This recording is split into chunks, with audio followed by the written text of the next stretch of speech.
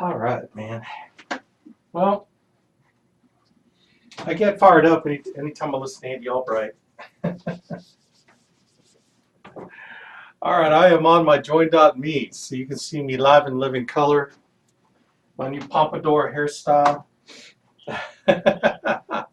And so if you guys want to join me on join.me, just go to join.me and then type in ABN Financial, and you can watch it unfold.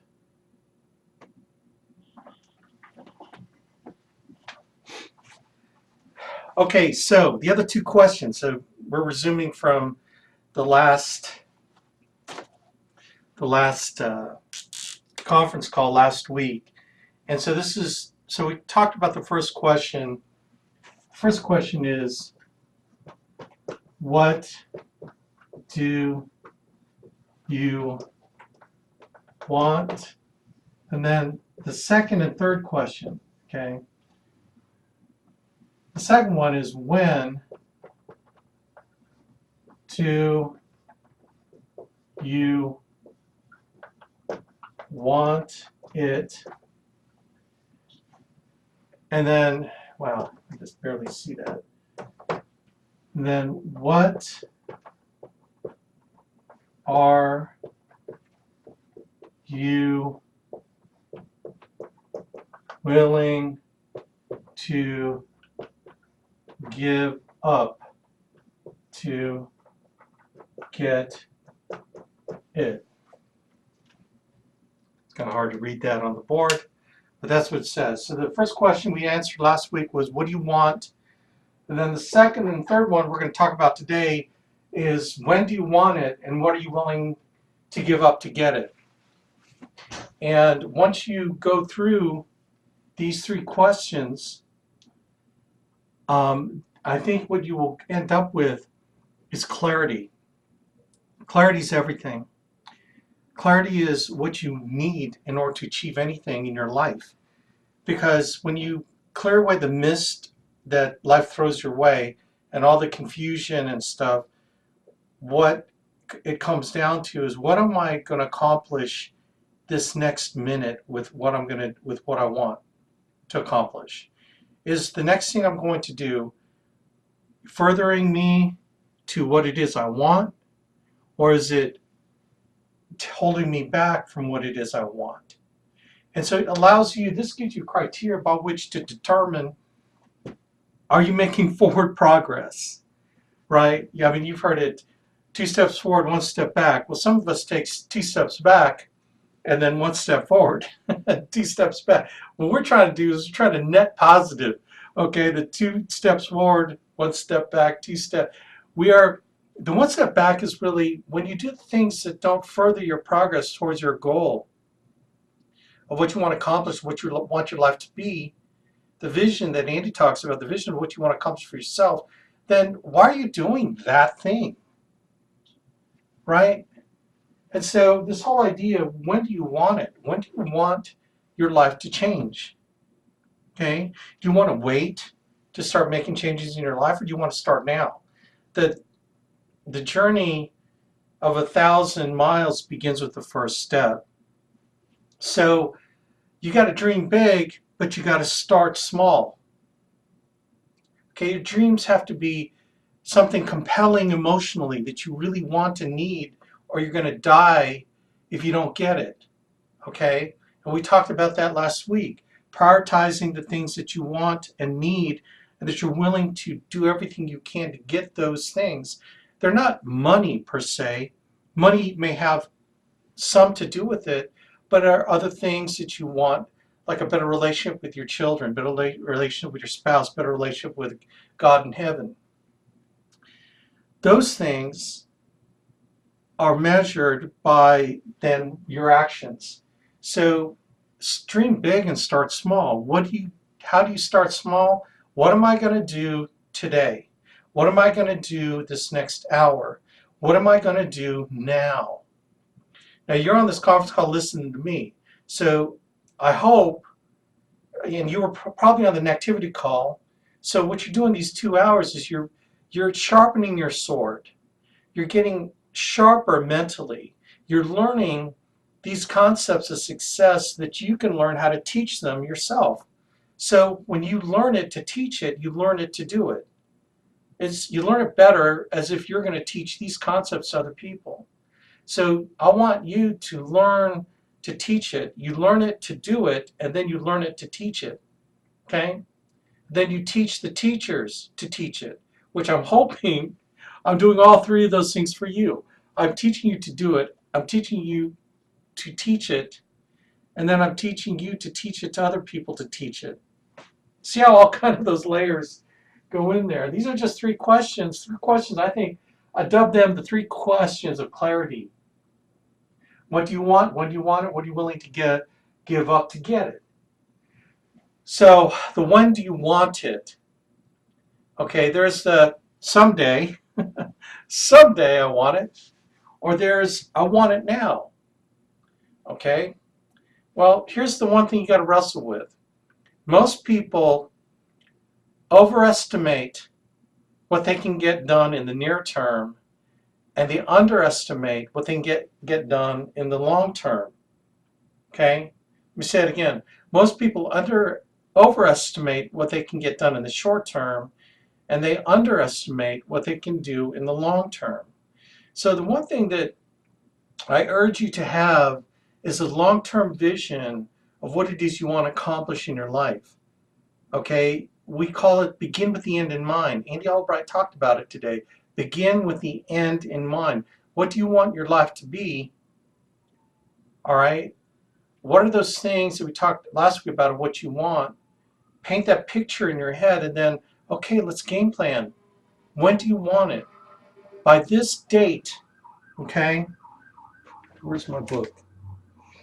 Oh man, I had it. There. By this date, I want to accomplish this. Okay, so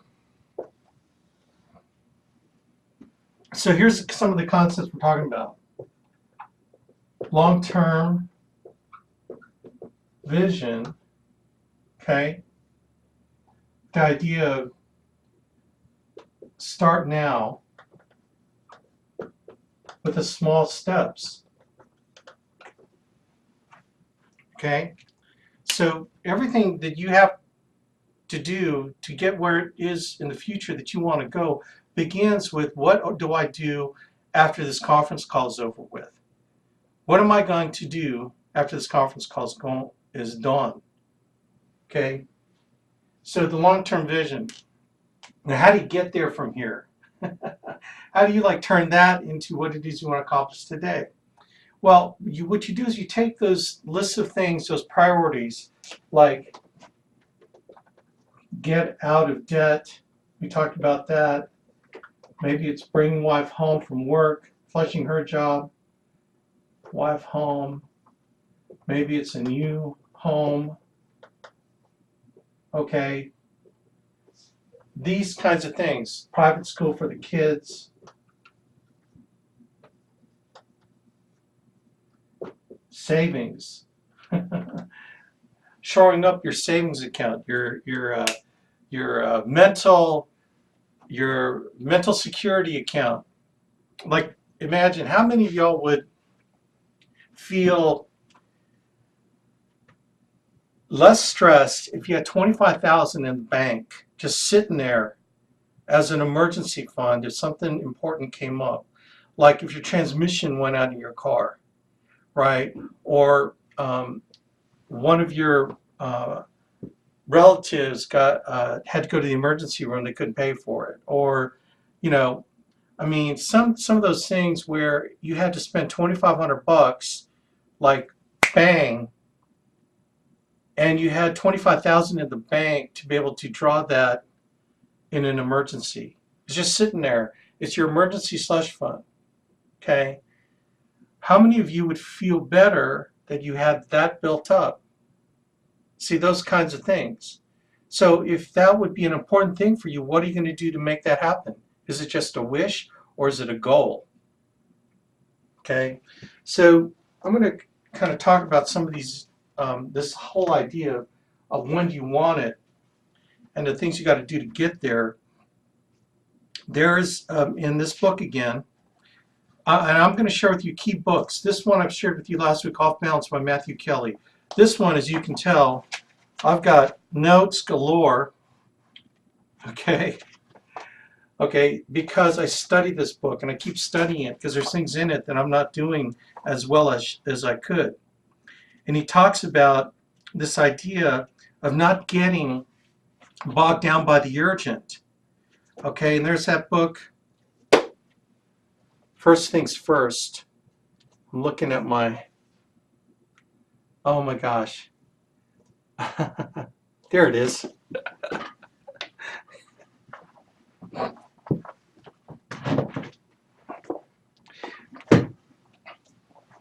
Okay, it's funny how, like my success book bookshelves are behind this camera. So here it is. It's funny how you know where, and this is actually a clean copy. So this is my extra book that I give away. Okay, the book First Things First. Stephen Covey talks about prioritizing the important things in your life and not getting bogged down by the urgent. It's that 4-quadrant idea. Okay, this 4-quadrant idea.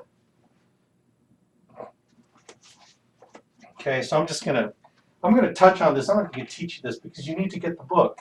Okay, so if anything, I'm directing you to the books that will have the most impact in your life and getting clarity. Okay, so First Things First, he talks about the 4 quadrants: quadrant 1, quadrant 2, quadrant 3, quadrant 4.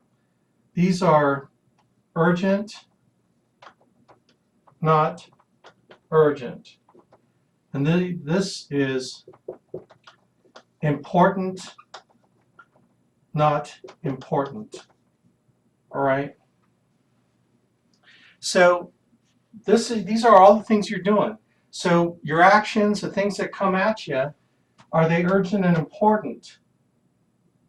In like, for example, planning your financial retirement. Okay, is that urgent or is it not urgent? Well, you're planning for the future.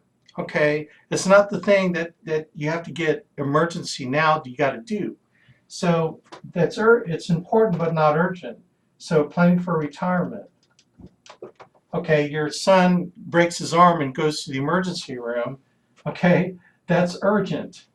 Okay, urgent, not important is, golly, there's a lot of, what's urgent but not important. Okay, you find out that, oh man, your cable bill. You got to send in your cable bill. Well, yeah, that's urgent, but you know what? In the context of things, that's not important because who cares if they cancel your cable bill or your cable? I mean, you know what I'm saying? So that's urgent but not important. Your bill's due today, but you don't got the money. You got your money for leads, but you don't want to take that money for leads away from your, to pay your cable bill, right? So your lead is urgent and important to pay your lead bill and to have money for leads. Okay, not urgent, not important. Watching ESPN. Okay, it's not urgent and not important, right? Here's the thing. He suggests that your life, your day, how you measure your day, if you're in high performance mode, is 20 to 25% of your day should be in taking care of the urgent and important things. 65 to 80% of your day should be in not urgent but important, like planning your future, doing what we're doing here. It's not urgent, but it's important. 15% ought to be in this area here, urgent but not important, and then less than 1%, okay, less than 1% is in the not urgent, not important. So you can think of all the things you're doing that you get pulled away. Like, is answering email, is that urgent or important? I don't know. Maybe it's important, maybe it's not. What I love about Andy is that his staff puts in front of him the urgent and important emails that he needs to deal with now. You know, he has people that filter his schedule to have him operating here. When Andy operates here in the not urgent but important, this is where he's building his life. Oh yeah, he's got this, but he operates here as much as he can. He does less than 1% here. What I talk about here, he has some shows that he likes to watch, okay? And he'll do this late night when he has, you know, a little bit of time, but he's not here. Reading a book, book reading, it's not urgent, but it's important to do. He operates here. Urgent, not important things. He has staff. Here's what I love about Andy. He has staff that deals with the urgent, not important things. Okay? That's why I hired staff to deal here. Why? Because Andy needs to operate here. This is where the money is made. This is where the money is made. So in your life, where do you operate? Okay, when you assess what you're doing, where do you operate? That's why you need this clarity. This clarity is so important for you to decide where the actions and activities you need to do in the not urgent but important area, and to classify what's urgent and important.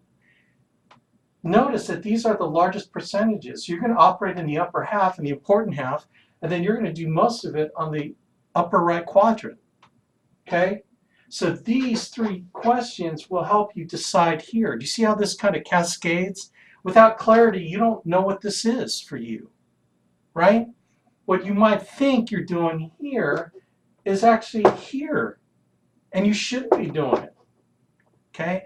And sometimes some of you like to hide behind the urgent, not important things, all those things that keep coming up, like an email that you have to answer right now. Well, bro, you should be down the phone booking appointments. You should be recruiting. That urgent email, you don't need to spend, but Alex, it's only a minute. Seriously? You know how many emails I get? You get like 200 emails a day, 300 emails a day, and you spend a minute on every email that comes in that you got to answer. Man, you start stealing time away from being here. All of a sudden you're operating here, but it's only a minute. Well, why don't you like take a minute, turns into 2 minutes, 3 minutes. See, you underestimate the short term. What you thought was 1 minute becomes a 5-minute email. And that 5 minutes, and then it's the next email that turns into another 5-minute email. So that's 10 minutes. 10 minutes you stole from here to do this. Urgent, not important. Right? I mean, you live your life the way you want to, but I want to live my life as much as I can here. So how many of you even know where you're living your life? Okay? How many of you know that? First things first. Get it, read it. You don't have to read the whole thing. Here's the thing that you guys don't realize. Most of the top business executives are great scanners. Here's what they do is they scan through the book. Okay, they scan through the table of contents. Then what they do is they scan through the chapters, just kind of reading some of the summaries. Okay, and why did they scan it? They scan it real quick. It's like this. They look at the layout of the book and what he's trying to teach. It's like I don't know if you ever wrote a paper in college, but it's basically a long paper is a book. And they look at the themes. And then what executives are doing is they're thinking, okay, synergy of interdependence. Okay, I really need this information right here. Okay, here's what they're doing. They're saying, okay, I need to read this chapter. Okay, I think I got that chapter. Okay, sometimes these books are all about the first part of the book.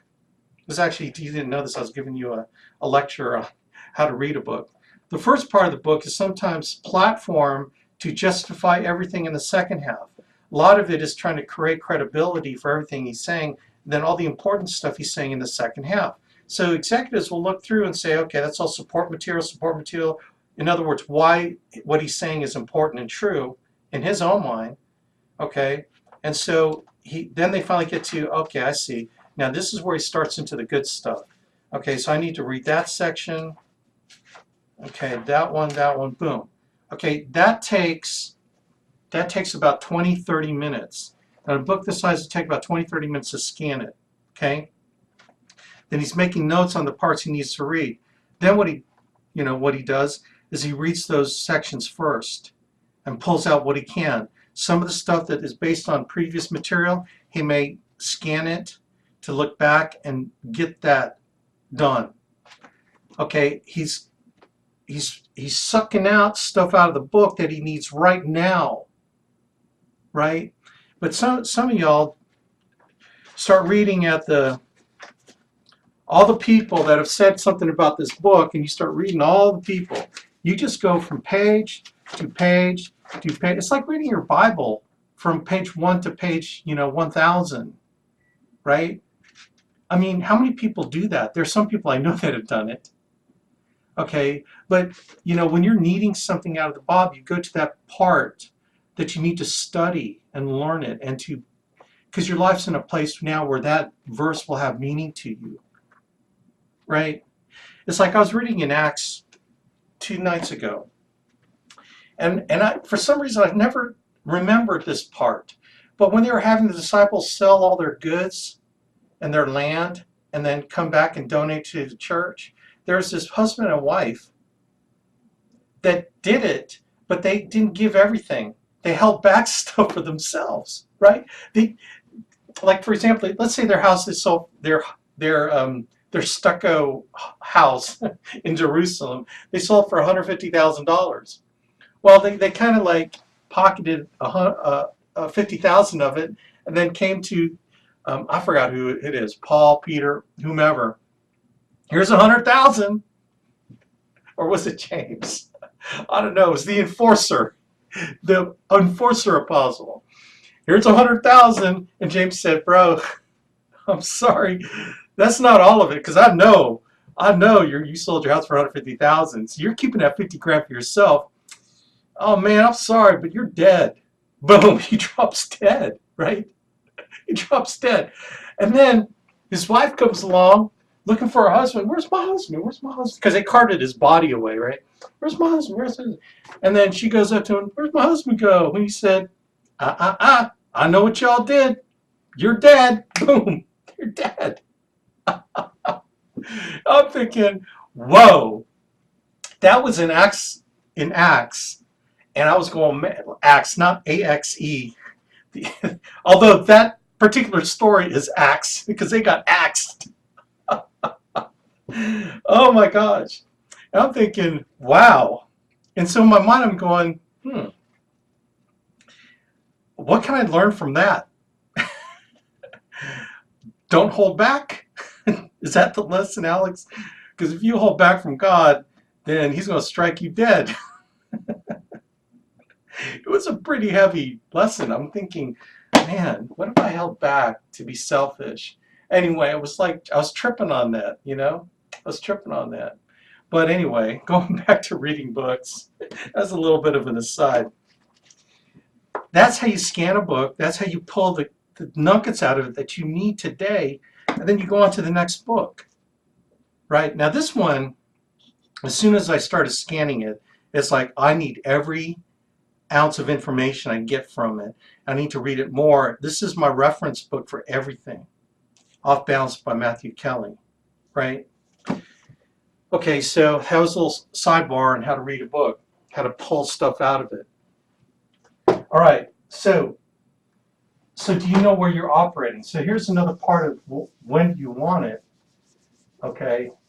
You need to know that to know how to get to the when part. When do you want it? So let's talk about goals. This has just been a total book promotion tour. I'm not a paid endorser of these books, by the way. Brian Tracy Goals. Goals with an exclamation point. Goals! Goal! Anyway, that Hispanic guy on ESPN when you're watching soccer, and he's singing, goal! And he goes on like forever singing that note. Okay, goals with an exclamation point. Brian Tracy. In my opinion, this is one of the most impactful goal-setting book that you could ever get. All right, and he talks about, here's some concepts out of here. You can see I've got all these teaching pages. Like clarifying your values. Again, those are some of the things that we talked about with Matthew Kelly. Determining your true goals. Realize what you want. I have a whole video on the goal setting that's based on this book right here.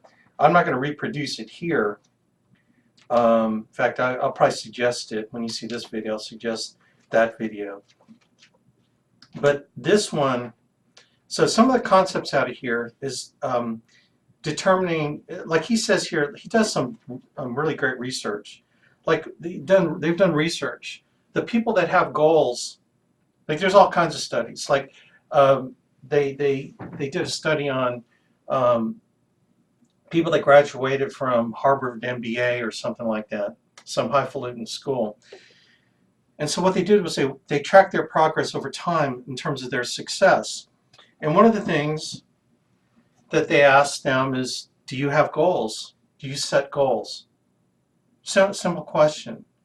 I don't think it was a Harvard MBA. I think it was like a graduating class in college. Might have been Harvard, some other school. And so what they did was they measured a kind of cross-section of the group, and they found out about them, and then they tracked them through their life. And they found that the people that set goals, they made like ungodly amount of money, more than the people that did not. I mean, it was clear over the course of a 30-year career, it was, I don't know, it was like 20 times. It was some crazy number, right? The other thing that Brian Tracy talks about, how when you goal set and you have this process, even if it's not even that focused, I mean, just the act of setting a goal and trying to work towards something, you'll be further ahead a year from now than you were today, just because you went through that, because most people don't, right? And here's one of the important things that that I love is he talks about writing your goals down every day. So what you do is you open up every day, you wake up, okay, and you get your notebook. Well, I like spiral notebooks myself, these kind of notebooks. And what I love about these notebooks, I just, they're small and I keep them with me, and I can write on them. Okay, but every morning you wake up and you write down your top 10 goals. 1, 2, 3, 4, 5, 6, 7, 8, 9, 10. It could be 10, it could be 5, it could be whatever. Okay, what you want to accomplish and when you want to accomplish it. Every morning you wake up, okay, get out of debt by January 2017. Okay, and you're writing what you want, and in other words, and you write it as if it happened. I am debt-free by, okay, 2017. I am a key leader by June 2016. I, whatever, by this. I achieved this by this. I achieved this. And you don't reference what you wrote down the morning before, okay? Every morning you wake up and you just blank. Boom, just write down the top 10 things or top 5 things of your goals. And it's interesting because every morning you do this, what happens is the ones that you're thinking about the most, that you want the most, start being the ones you write down consistently at the top without referencing what you did the day before. Day by day by day by day, you start getting very focused on what it is you want.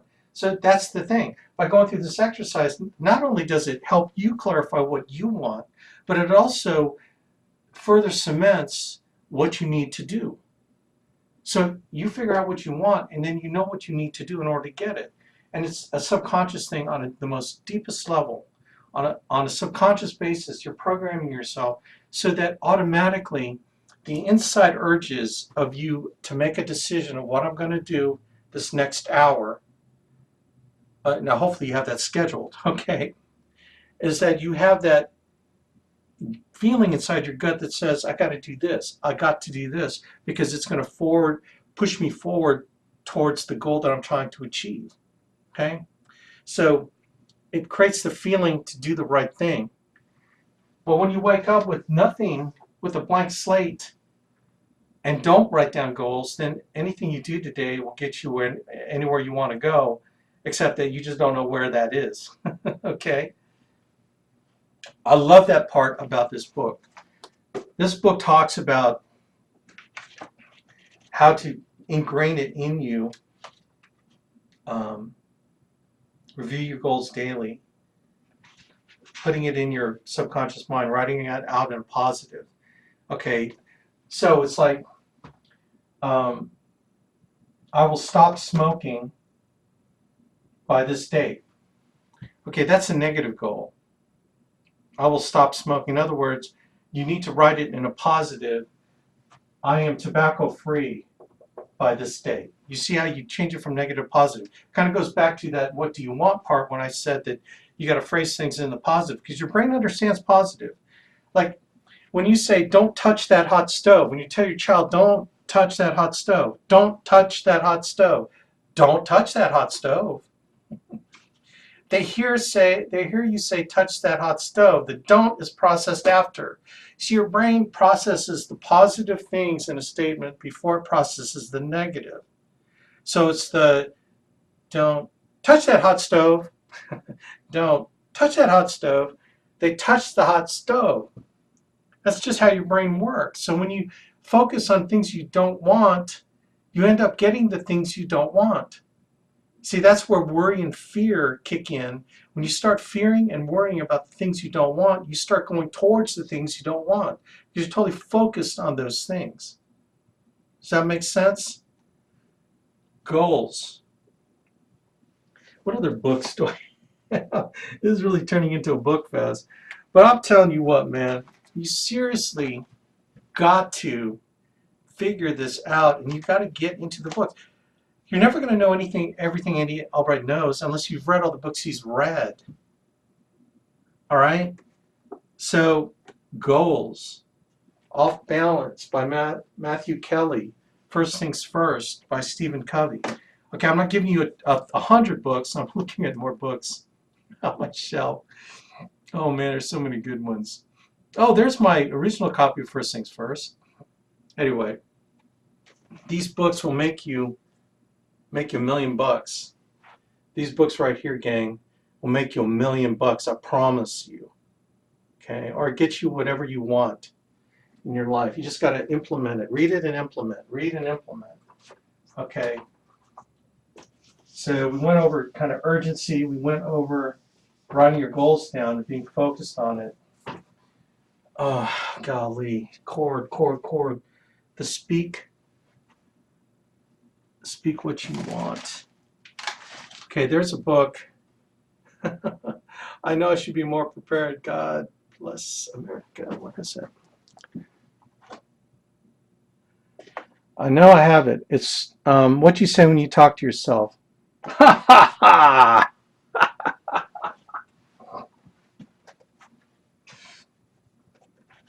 What to say when you talk to yourself.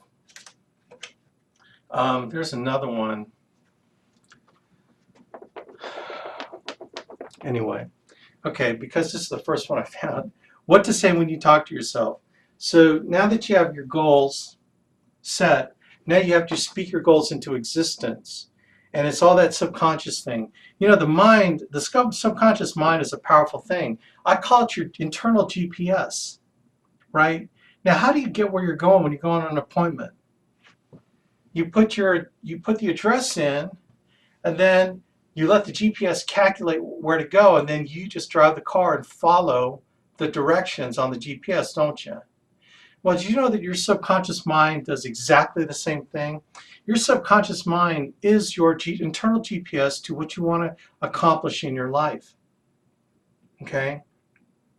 Self-talk solutions. I know, Cord, you were thinking that, and that's where I picked it up. God. You know what? I've carried that book everywhere. Self-talk solutions is actually a better book. It's like a update. Of course, I don't have it because I carry that one. That's the one I carry. It's probably in the car. Okay, this guy named Shad Helmstetter. Okay. Shad Helmstetter, What to Say When You Talk to Yourself. But he does another one called Self-Talk Solutions, which I think is a better book. But I want to point you in this right direction. The concept basically is you get what you say. And so by speaking what you want, again, we talk about speaking in a positive way. Speak what you want, not what you got.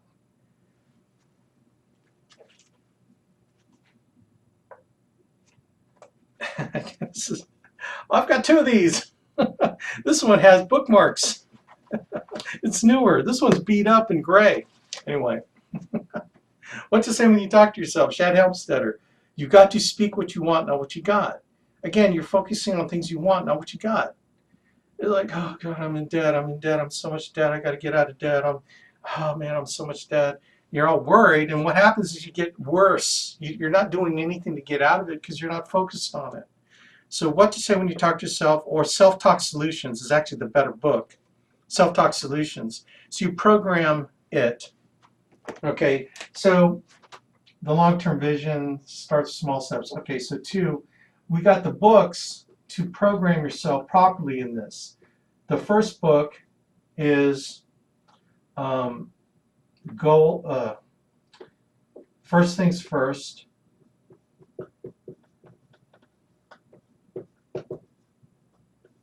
The second one is Goals. The third one is, I'm going to call it Self-Talk Solutions. And you write down your own thing. I've got another video on that.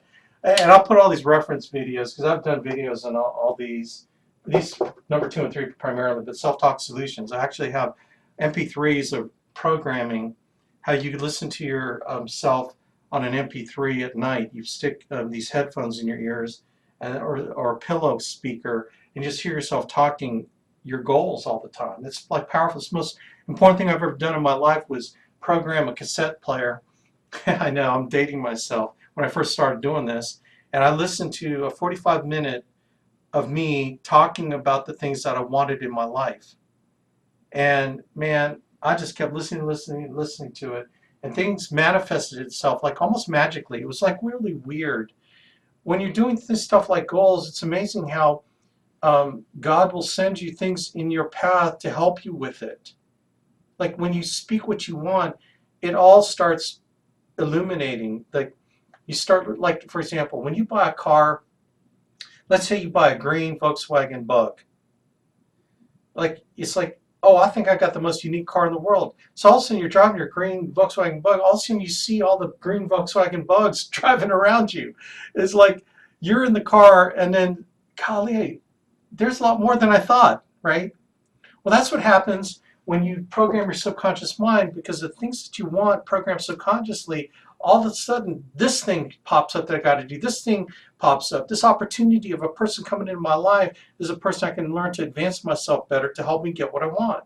The world, then you change the world around you that'll create the focus for you to do those things, and people will come in your path to help you get there. I can't explain it. It's a God thing, in my opinion. I call it a Holy Spirit thing, actually, where all these things and all these people and everything will start coming up in your life that will be the things you need to do. Okay? By the same token, you know, Satan and the enemy will start throwing stuff to get you off your path. Okay? But because your brain is programmed for the right things, you will have discernment. Okay? And that's a powerful thing, to have wisdom and discernment to know which are the things that are distractions that are being thrown your way and which are the things you need to do. But they will come up because you have the focus in what it is you want to accomplish. And so this is the third thing on what are you willing to get up? What sacrifices are you willing to make? Sacrifices. Look, when you choose to do one thing, that means you choose that one thing to exclude all the other things you could have done. So the question is that one thing you're choosing to do better than all the other things you could have done with your time, with your life, right? So every choice is to the exclusion of other choices. Does that make sense? And so you got to that's why you have to choose wisely. I love it when Andy says, I make a lot of mistakes. I'm with you. I make way more mistakes than he does. But Andy, I love what Andy says. He goes, all I got to be is 51% right on my decisions. And the other 49% won't matter, as long as I'm 51% right. I love that. So you can't get too hung up on, you know, oh God, did I make the right decision? You know, it's like, Bo, the most important thing you can be is decisive. The most powerful salespeople make decisions quickly. Did you know that? Here's kind of interesting psychological concept, is that the worst salespeople are themselves the worst buyers. But Alex, what do you mean? The worst buyers are the ones that got to research everything before they make a decision on a TV. They look at consumer reports, then they Google the internet to find which TV has the better specs, so they can rank it. This has got 4 dots. One, two, three, four. This one has 4 dots on consumer report, and this one has 3.5. So clearly this one's the better one. But let me go research it some more. And then you start rack and stacking all your choices. You stick it in a spreadsheet. You review all the description and the details, and then you put your own, 20%, 50% to these aspects.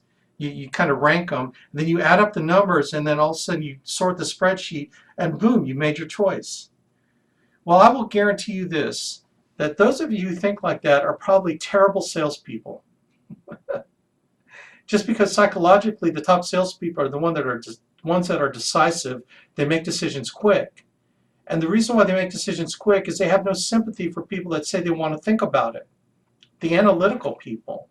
But Alex, that's not true. Prove it to me, bro. I found that the best salespeople are the most decisive people. Okay? Well, Alex, it's an important decision. I got to weigh all the factors. Well, absolutely. But are you going to take a week to make it, or are you going to take a day to make it? Right? Or is that time that you're waiting to make this important decision all fluff time? In other words, you only spent really 3 hours thinking about it over a week. You could have done all that 3 hours thinking it over this afternoon and then making the decision now and then implementing it. Like some people are just so mired in trying to make a decision, they never get anywhere. They're stuck we call it baked in a squat.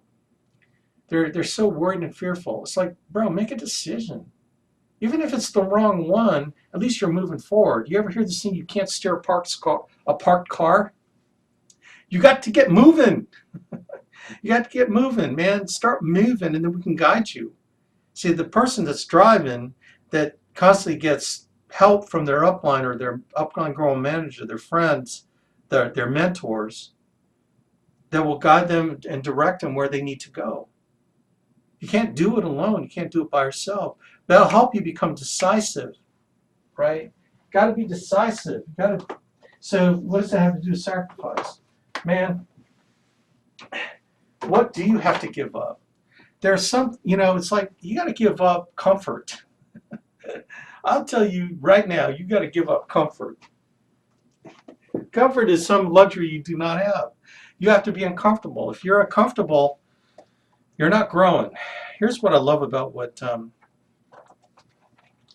if I can find it.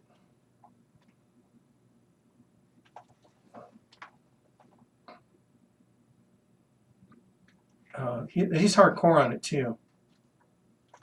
What he talks about is, if you're after something big, something what John Maxwell calls first class, if you're going after the big elephant, if you want to be something super influential in this world, if you want to get into that room of influential people that tend to be wealthier than the non-influential people. See, I think you get paid on influence, on positively influencing other people.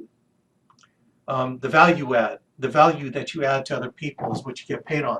John Maxwell is really huge on. That's why he makes so much money, is because he adds value to everyone he speaks to, right? What kind of value are you adding to other people?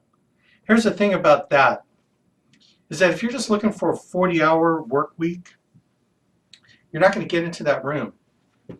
Because right away, you've already put limits on what you want to accomplish in your life to 40 hours.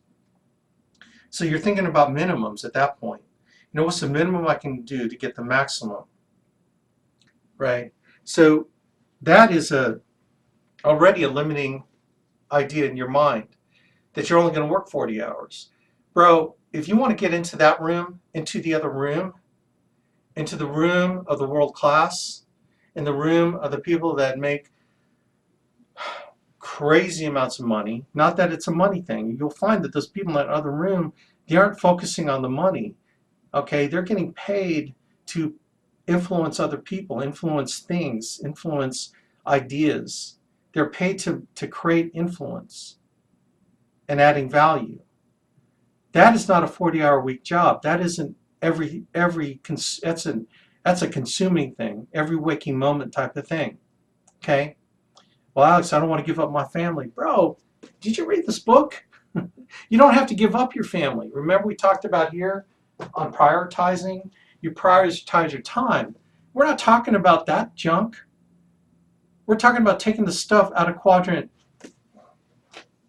Remember the quadrants? 1, 2, 3, and 4. It's funny how people think that when it comes to sacrifice, they're sacrificing stuff in 2 for other things in 2. Bro, come on, man.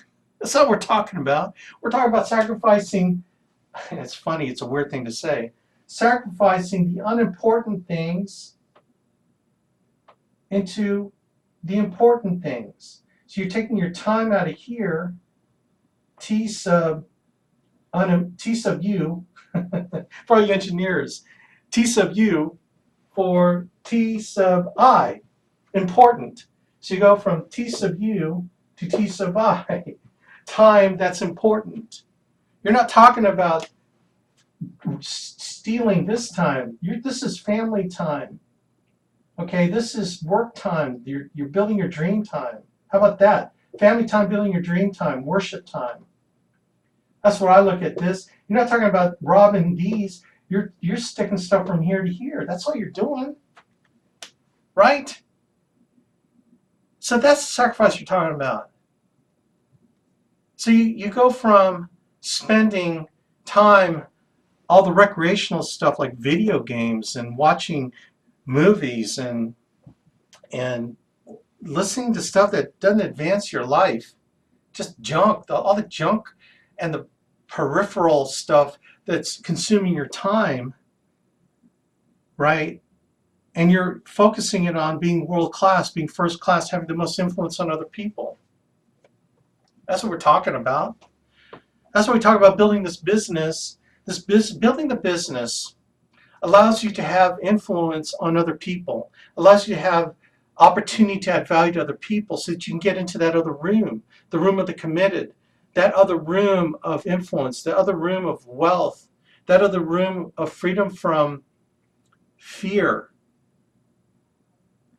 But it's not freedom from problems. Do you get the difference? It's freedom from fear, but not freedom from problems. The people in that room have problems. The situation, though, is their capacity to deal with problems higher than yours. They have a high capacity to deal with problems. That's why they can handle this many problems. That's why they're in that room. Because if they increase their capacity to deal with those things that happen every day in their lives. See, because here's the thing. When you have that kind of influence and that responsibility to influence other people like you have and you're getting paid for it, trust me, your problems multiply exponentially. But here's the other thing that multiplies, the joy and the fulfillment and the happiness that results from being able to be in that room. You can't get there from here if you don't have clarity that you want to get there. Now, look, if you want to work a 40-hour week doing a job thing, that's a whole nother conversation. You can still find happiness, fulfillment. It does not mean that you can't do any of these things, working your 40-hour job. But are you being effective in your job? Like, yeah, you work a 40-hour job, but you know what? Let me tell you, you work world class at the job that you're doing. So I'm not slamming jobs, I'm slamming job mentality. The person that works a 40-hour week job typically is just, see, the people that work jobs, that want to be world class in their occupation of choice, in their vocation. See, to them, it's not a job, it's a vocation. And when you look at what they do as a vocation, they're not working 40 hours, I promise you. They're working longer hours and they're sharpening their sword. They're doing other things with their free time outside of being with their families and sharpening their sword. They're getting better mentally. They're getting better. They're, so there are some people in that room that have jobs, but they have a vocation. Okay, it's not just a job to them, it's a vocation. So trust me, I'm never slamming anybody with a job. I love people with vocations because it's what drives them. They happen to be working for someone else, that's okay. I want a whole bunch of people that work for me to feel like they're working for me because it's a cause and vocation. It's like Andy Albright has all that staff out there. They don't consider what they're doing as jobs. It's their vocation in life to help Andy get to his dreams and goals because it's a bigger cause for them. That's why I love what he's done with ABTF and with his staff out there. You got to get there, gang, to get that vibe. It's a cool vibe. It's like, man, these guys have jobs, but they act like they're entrepreneurs. They act like they're helping Andy build a business. It's like amazing. Okay, so we're almost done here. Anyway, I hope I've given you at least a pathway of getting clarity. Okay, so this whole series is based on getting clarity. What do you want? When do you want it? What are you willing to give up to get it? Okay, when you're focused on what you want to accomplish, then nothing is really a sacrifice, is it? Right? No, it doesn't. It's not so much a sacrifice. It's interesting because the clarity that you get on what you want to accomplish, and then when do you want it, then everything that you're sacrificing isn't really a sacrifice. Sacrifice is more like defined by the outside world looking in. See, the people on the outside that berate you because you're not just spending as much time with your friends and your extended family. Well, you don't show up to family reunions. You don't, how come you're not coming to Thanksgiving? How come you're not? Okay, I'm not saying exclude those people. However, what I am saying is limit their influence on you, right? And so they're thinking, oh man, Alex making all those sacrifices. I don't know. Man, he's gonna lose his family. It's like, bro, don't judge me. See, because I got focused. I know where I want to go, and I'm going to get there. And I'm not sacrificing my family. I'm doing it because of my family. I'm doing it for my family. I'm doing it for my God. It's my mission. So I don't look at it as sacrifice, not spending time with you at a family reunion, right? But people outside looking in look at it as a sacrifice. It's like, man, you call it what you want. I call it about what I want, what I want to accomplish. So am I sacrificing, 3 Bible studies for one? I don't know. I got things to do, man. I got things to do. So it's funny, the word sacrifice. What are you willing to give up? I'm willing to give up crap in my life. I'm willing to give up negative influences of other people, right? I'm willing to give up reading the newspaper with all the negative and crap in it. Right, I don't get the newspaper because there's just too much crap in it. When I'm walking through an airport, the only section I'll get when I see a newspaper out of USA Today is I'll look for the sports section. That's the only thing I look at. I mean, really, honestly, seriously, I don't watch network news. I don't know the last time I ever sat and watched network news because it's very depressing. You got to protect your attitude, man. Out of all of this, your attitude is the most important thing to get you what you want. So you got to guard the eye gate and the ear gate. Everything you hear and everything you see, it's either negative or positive, right? Remember, we talked about the things you're doing is either moving you forward or moving you backward. It's the same thing, the things that you're putting into your brain. Is what I'm reading moving me forward or is it moving me backward? What am I listening to, is it moving me forward or moving me backward? Everything has a decision. Everything you're doing has a price. All of this has a price. Okay? You got to be willing to pay the full price. Like if you go to a Coke machine in a hotel by an airport, you got to put in $3 for that Coke. They jack up the price, don't they? If you put $2.50 and you start banging on the machine, I promise you that that Coke's not going to come out of the machine. If you put $2.99, 1 penny less than the full price, you are not going to get the Coke to drop out of the machine. What's it take? It takes $3 to get the Coke out of the machine. $3. So are you going to pay the $3 to get the Coke out of the machine? Or are you going to compromise your dreams and goals by stuff that feels comfortable? I don't feel like being stressed out. I don't want to make that investment. Man, commit to pay the full price. What's the most you can do in your life to get the most awesome life? What's the most that I can do? It's not what's the least I can do. What's the most I can do to invest myself in something that's that important? Gang. So that is it. Man, I hope you got something from it. And man, God bless, man. You can be big. You can be big. You can get into that room. Get into that room, man. That's what I'm seeking to be. I'm trying to get into that room myself. All right, so I'm not talking from the perspective of being in the room talking to you. I'm still knocking on the door, okay? I'm still knocking on the door. I'm trying to get in, okay? So anyway, gang, God bless you all, man. I hope it helped. Take care, and let's rock and roll. Bye, everybody.